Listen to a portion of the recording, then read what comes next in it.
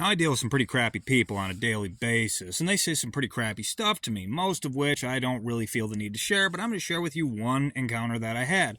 Now, I don't have any customers. I work for 5 car lots, and one of those car lots does not have a service manager. So, when they have issues with customers not understanding how to work things, they will call me down, and for some compensation, I will show them how to operate their vehicle or diagnose an issue if it has one. Now, most of the time, it's an angry old person accusing me of selling them a junk car, but I don't sell cars. I don't even work for the car lot. They're customers of mine.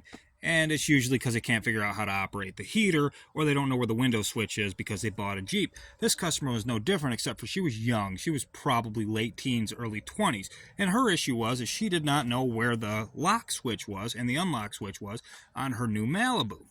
After she explains her problem to me, we begin to walk towards her vehicle, and while we're walking over there, she picks up her phone and she begins to call somebody. I stood there by her car waiting for her to get done with her phone call, trying not to listen to it.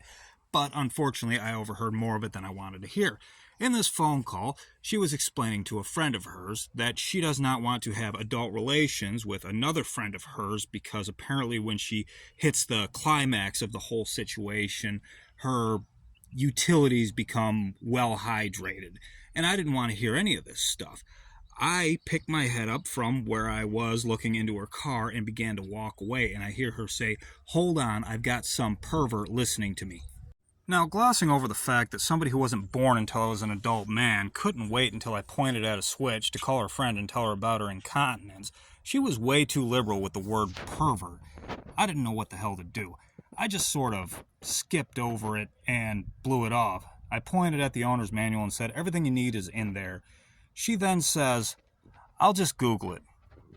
So I guess now it's time for me to reevaluate my strategy for life. Thinking welfare,